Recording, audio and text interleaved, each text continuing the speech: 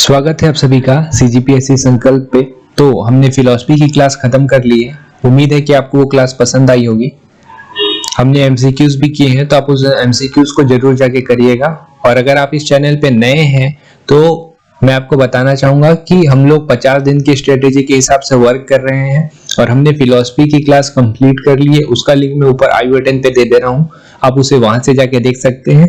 Class को पूरा खत्म करिएगा। यहाँ से आपकी इस साल के सीजीपीएससी प्री में 5 क्वेश्चन आएंगे और अगर आपने पूरे क्लास को अटेंड किया है तो आप पूरे के पूरे वीडियोस के माध्यम से सारे क्वेश्चन को अटेम्प्ट कर पाएंगे। तो उस क्लास को जरूर जाके देखिएगा।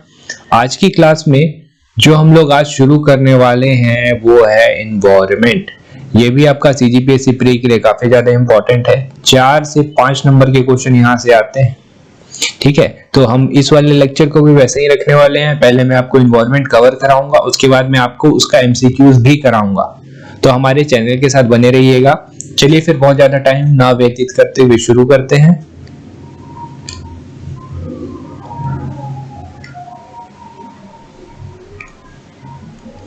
चलिए, एनवायरनमेंट यानी कि पर्यावरण। अब देखिए, एनवायरनमेंट हम लोग थोड़ा सा बेसिक देख लेते हैं। पर्यावरण जो है वो 2 शब्दों से मिलकर बना हुआ है। जो पहला शब्द है आपका परि और दूसरा शब्द है आवरण। ठीक है, इन दोनों शब्दों से मिलकर बना हुआ है, जिसमें से क्या है, जो परि का मतलब क्या हो जाता है, चारों ओर, और आवरण का मतलब ढके हुए। तो लास्ट में इनका मीनिंग क्या निकलता है, जो हम लोग जीवधारी और वनस्पति के चारों ओर से ढके हुए हैं उसे ही पर्यावरण कहते हैं। ठीक है, आपका ये नहीं पूछने वाला, लेकिन आपको एक बेसिक पता होना चाहिए कि एनवायरनमेंट का मतलब क्या होता है। उसके बाद आते हैं, देखिए पर्यावरण को जो है विभाजित किया जा सकता है। तो सबसे पहला है ये हम लोग का भौतिक पर्यावरण। भौतिक पर्यावरण को 3 पार्ट में विभाजित करेंगे। पहला है स्थल मंडल, दूसरा है वायु, तीसरा है जल। स्थल यानी कि इंग्लिश में इसे बोला जाता है लिथोस्फीयर। वायुमंडल एटमॉस्फेयर और जलमंडल आपका हाइड्रोस्फीयर। ठीक है, इन तीनों चीजों से आपका भौतिक पर्यावरण बनता है। इसके बाद हम लोग आगे देखते हैं जैविक पर्यावरण। अगर हम लोग जैविक पर्यावरण मतलब पर्यावरण को जैविक तौर पे विभाजित करें तो क्या क्या आएगा आपका, पहला आएगा आपका वनस्पति पर्यावरण और दूसरा आएगा जंतु पर्यावरण। ठीक है, जहां जहां से क्वेश्चन बनेंगे मैं आपको वो जरूर बताते जाऊंगा। तो अगर आप नोट्स बना रहे हैं तो नोट करते चलिएगा कि इस जगह से क्वेश्चन आ सकते हैं। चलिए आगे चलते हैं। फिर अगला है आपका मानव पर्यावरण संबंध। जैसा कि आप सबको पता ही है कि मनुष्य जो है सबसे महत्वपूर्ण कारक है।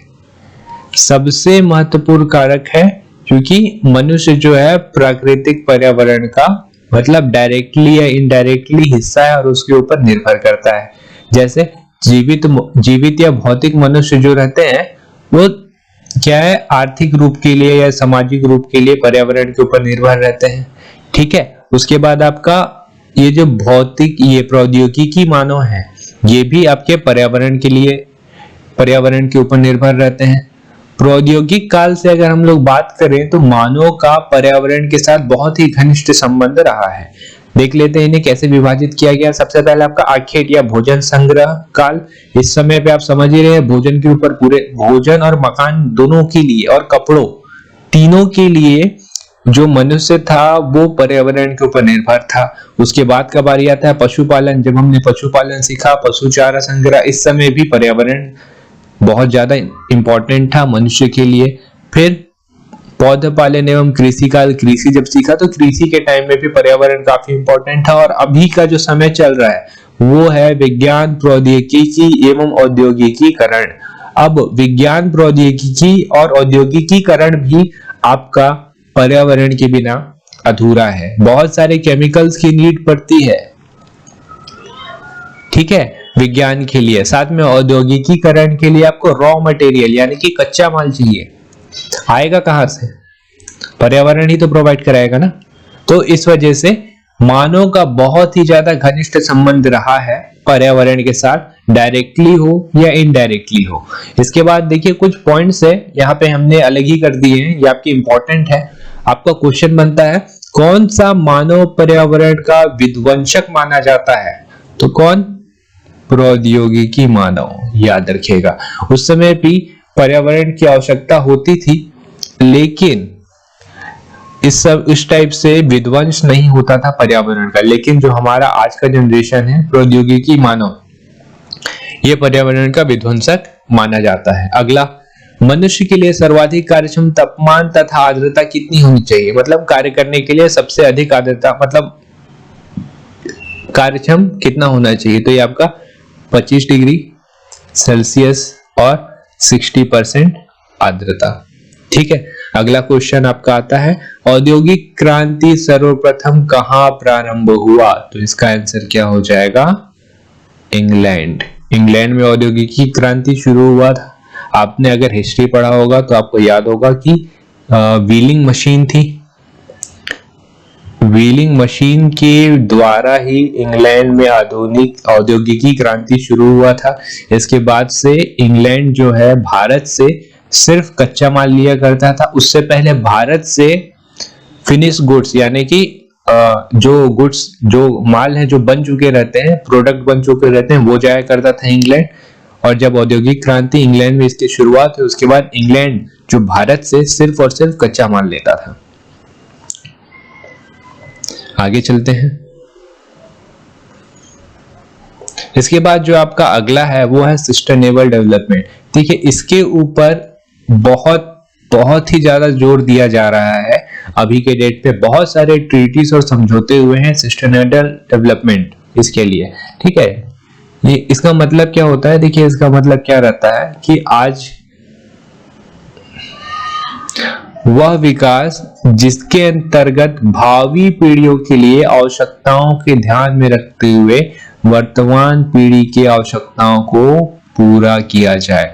मतलब आज आप काम करिए, आज आप अपना इकोनॉमी डेवलप करिए, लेकिन उसका जो नुकसान है वो आपके भावी पीढ़ी, यानी कि फ्यूचर के जनरेशन को नहीं होना चाहिए। मतलब फ्यूचर को ध्यान में रखते हुए डेवलपमेंट करना ही आपका सस्टेनेबल डेवलपमेंट कहलाता है। ठीक है, सतत विकास कहते हैं इसे, याद रखिएगा।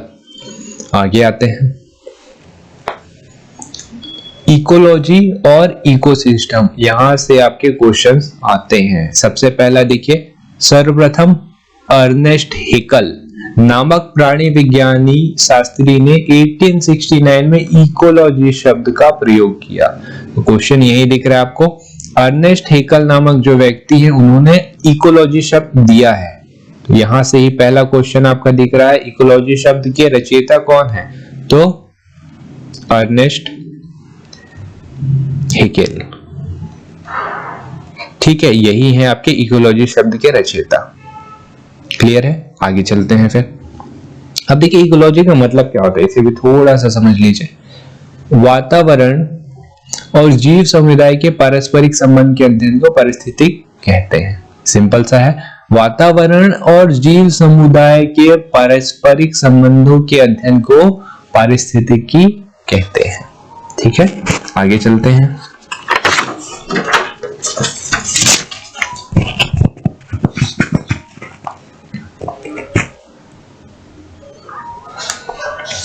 एक और क्वेश्चन आपका यहाँ पे जो दिख रहा है, पौधों की वृद्धि तथा मृदा से पोषक तत्वों का अवशोषण सर्वाधिक किस पीएच मान पे होता है? तो जो इसका आंसर होगा, टाइपिंग मिस्टेक, ये होगा, ये पीएच मान 6 से 7.5। मतलब पौधों की सर्वाधिक वृद्धि कब होती है? आपसे क्वेश्चन पूछेगा तो आपका क्या होगा? 6 से 7.5 इनके बीच में होती है। तो ये कौन सा पीएच मान है?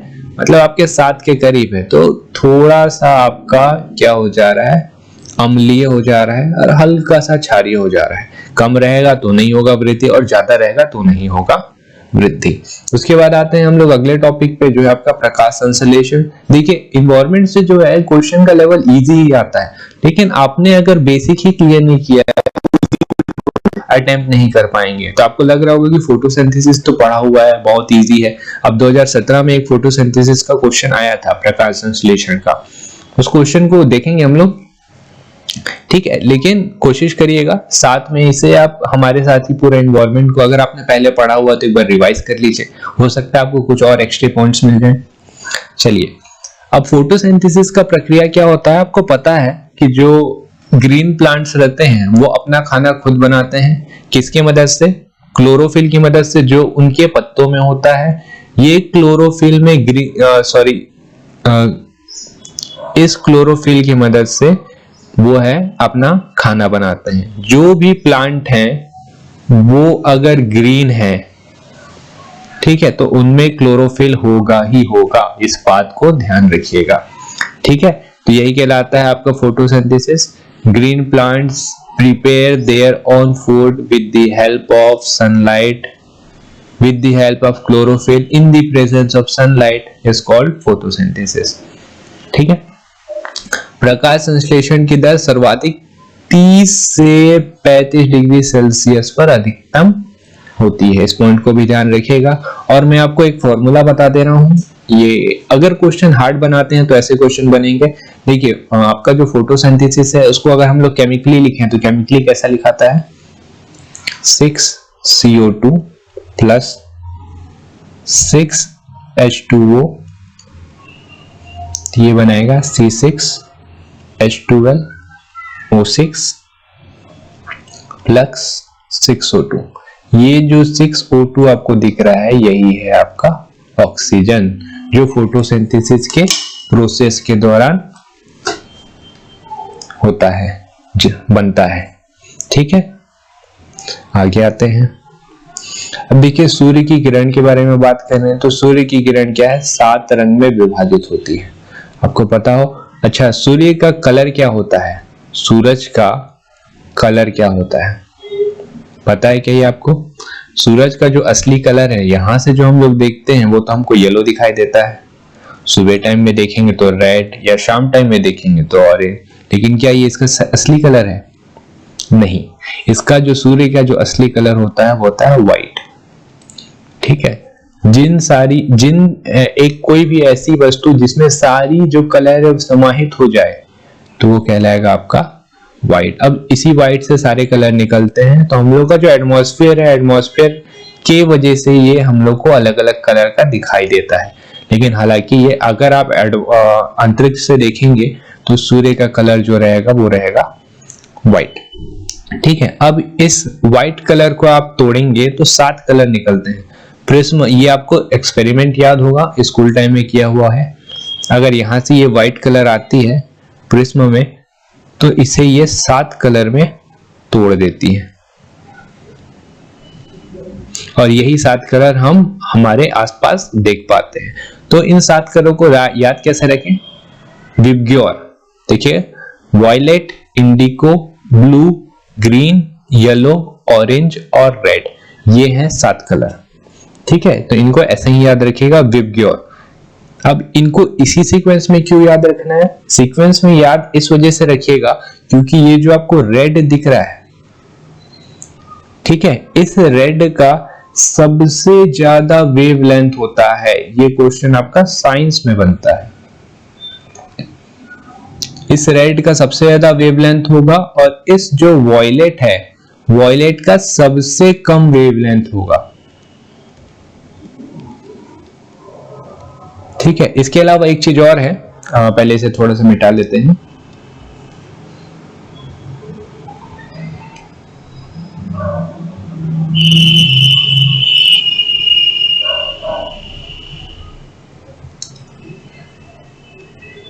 इसके अलावा एक चीज और है कि ये जो वॉयलेट है इसका जो फ्रीक्वेंसी रहता है वो सबसे ज्यादा रहता है, उल्टा। ठीक है, अगर हमसे पूछेगा कि सबसे ज्यादा फ्रीक्वेंसी किसकी है तो हो जाएगा आपका बैगनी, और सबसे कम रेड की। ठीक, तो आपको क्या याद रखना है, ये आपके साइंस का क्वेश्चन भी है, या हो सकता है ये एनवायरनमेंट में भी क्वेश्चन घुमा के बना दे कि सूर्य के किरणों, मतलब व्हाइट, अगर जो है सूर्य का जो प्रकाश है उसको अगर हम लोग तोड़ें तो 7 कलर में ये विभाजित होगा। सबसे पहला आएगा विबग्योर, से इसे याद रखिएगा, वॉयलेट, इंडिको, ब्लू, ग्रीन, येलो, ऑरेंज और रेड, जिसमें से सबसे जो कम फ्रीक्वेंसी रहती है वो रहती है आपकी बैंगनी की, सॉरी सबसे ज्यादा फ्रीक्वेंसी जो रहती है वो रहती है आपकी बैंगनी की, और सबसे कम फ्रीक्वेंसी जो रहती है वो रहती है आपकी रेड की।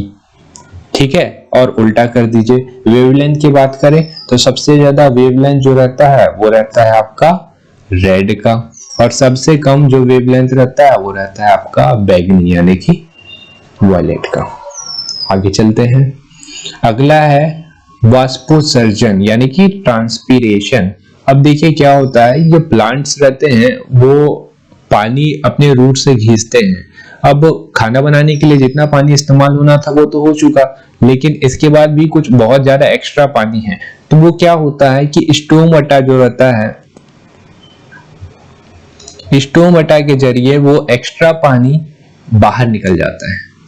ठीक है, इसी प्रोसेस को हम लोग ट्रांसपीरेशन कहते हैं, वाष्पोत्सर्जन। होप आपको समझ में आया होगा। आते हैं आगे,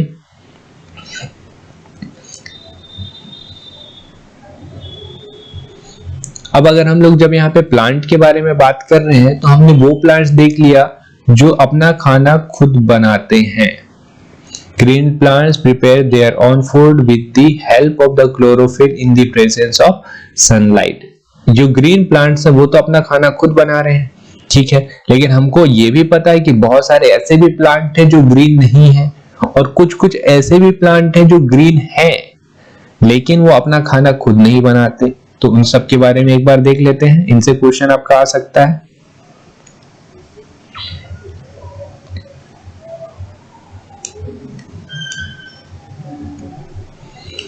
देखिए सबसे पहला है जो परजीविता, जिसको हम लोग पैरासिटिज्म यानी कि पैरासाइट बोलते हैं।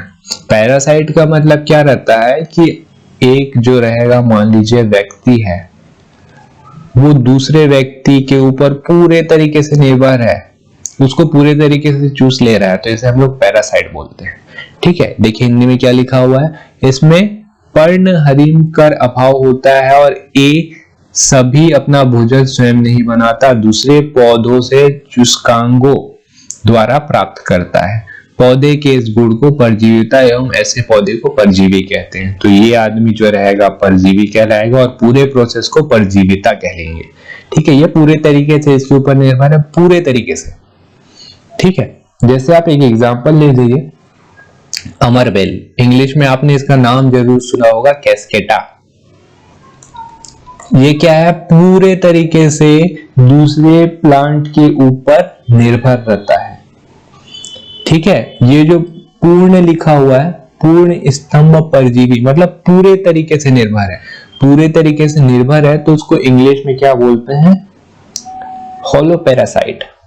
क्या कहते हैं, होलो पैरासाइट। ठीक है, आगे आते हैं। अमरबेल देखिए क्या करता है, जो पेड़ रहता है अमरबेल की क्या रहता है, शाखाएं रहती हैं, वो दूसरे पेड़ से पूरी तरीके से लिपट जाती है। वो जो दूसरा पेड़ है वो अपना खाना बना रहा है और अमरबेल क्या करता है, उसके खाने को चूस लेता है पूरे तरीके से। तो ये कहलाएगा आपका पूर्ण स्तंभ परजीवी, जिसको इंग्लिश में कहते हैं होलो पैरासाइट। ठीक है, आगे आते हैं आंशिक मूल्य परजीवी। आंशिक मतलब समझ में आ रहा होगा कि पूरे तरीके से निर्भर नहीं है वो, जैसे कि अमरबेल पूरे तरीके से निर्भर है। आंशिक वाले क्या करते हैं, आधे तरीके से निर्भर रहते हैं। मतलब आधे तरीके का क्या मतलब हुआ, पानी के लिए या निवास के लिए, इन दो चीजों के लिए अगर वो निर्भर रह रहा है तो आंशिक तौर पे निर्भर रह रहा है, जिसे हम लोग कहेंगे आंशिक मूल परजीवी। ठीक है, आंशिक मूल परजीवी, इन्हें क्या कहा जाता है फिर, अब इसको होलो पैरासाइट कहा जाता है, तो इसे क्या कहा जाता है, इंग्लिश में इसे कहा जाता है हेमी पैरासाइट। हेमी पैरासाइट, और इसका एग्जांपल है आपका चंदन। चंदन का जो पेड़ होता है वो हेमी पैरासाइट है। ठीक है, एक बार रिवाइज कर लेते हैं। पैरासाइट या पैरासिटिज्म क्या कहते हैं, एक जो पेड़ रहता है वो दूसरे पेड़ के ऊपर पूरे तरीके के ऊपर निर्भर रहता है, तो इसे हम लोग कहते हैं परजीविता। इसमें भी दो कैटेगरी है। पहला कहलाता है पूर्ण स्तंभ परजीवी, जिसको इंग्लिश में हम लोग बोलेंगे होलो पैरासाइट। इसका एग्जांपल है अमरबेल, जो पूरे तरीके से दूसरे पेड़ के ऊपर निर्भर है, अपने खाने के लिए पूरे तरीके से उसके ऊपर निर्भर है। ठीक है। दूसरा कहलाएगा आपका आंशिक मूल परजीवी, जिसका एग्जांपल है आपका चंदन, जो आधे तरीके मतलब अपने आधे जरूरत के लिए दूसरे के ऊपर निर्भर है, और इन्हें कहेंगे हम लोग हेमी पैरासाइट। क्लियर है? आगे चलते हैं।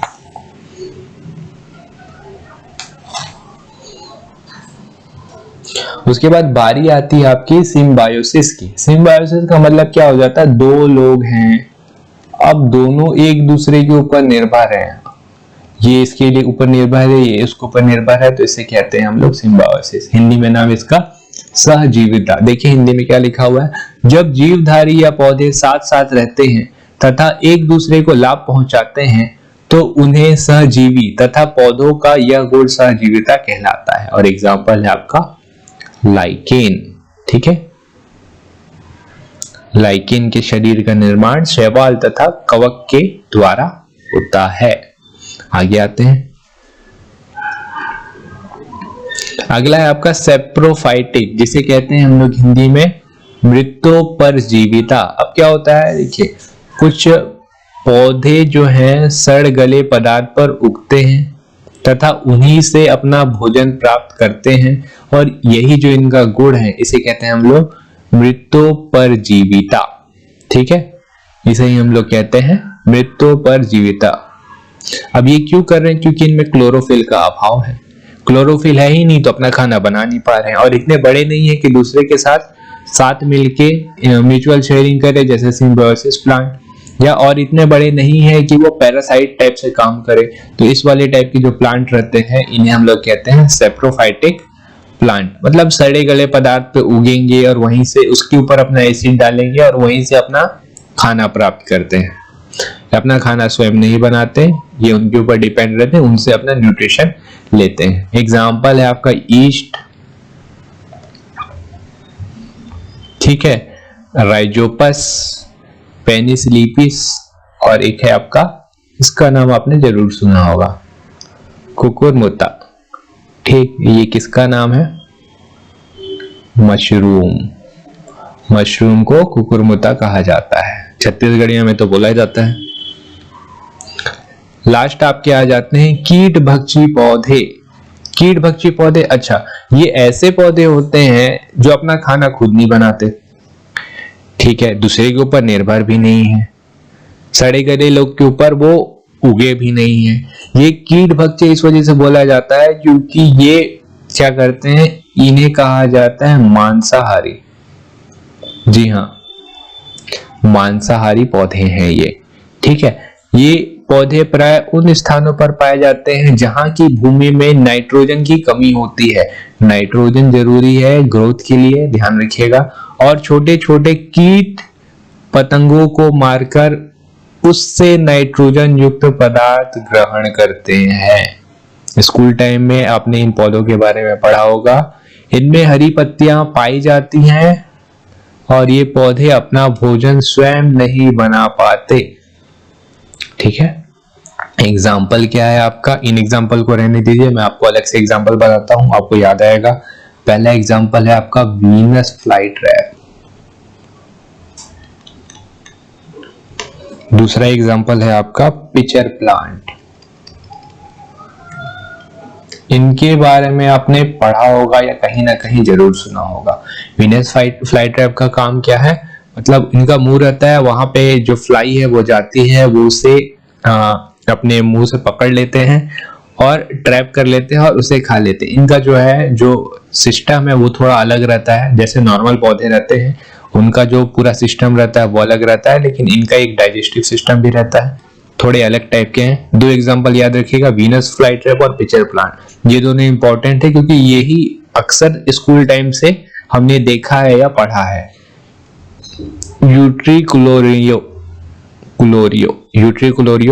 ड्रोसेरा, नेपिंथिस, डायोनिया, और भी हैं अगर आपको याद रखना हो। अगर नहीं याद रखना, वीनस फ्लाईट्रैप याद रखिए और पिचर प्लांट याद रखिए, ये सफिशिएंट होगा।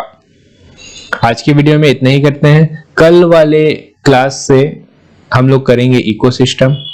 तो आपने अभी भी चैनल को सब्सक्राइब नहीं किया, जरूर से चैनल को सब्सक्राइब कर लीजिए, हमारे साथ बने रहिए। हम तैयारी कर रहे हैं, हमारे 50 दिन की जो स्ट्रेटेजी हम वही फॉलो कर रहे हैं। और आपने अगर ये स्ट्रेटेजी अच्छे से फॉलो की तो गारंटी है कि आप बहुत सारे क्वेश्चंस अटेम्प्ट किया सही करके आएंगे। आपके इसी साल के पॉसिबिलिटीज बढ़ जाएगी कि आप इस साल का ही CGPSC प्री निकाल लें। ठीक है, तो चैनल को जरूर से जरूर सब्सक्राइब करें, अपने दोस्तों के साथ भी शेयर करें। आपको ये वीडियो पसंद आया तो इसे लाइक करें, लाइक करके आप हमें अपना मोरल सपोर्ट दिखाइए। तो चलिए फिर मिलते हैं अगले वीडियो पे। Thank you.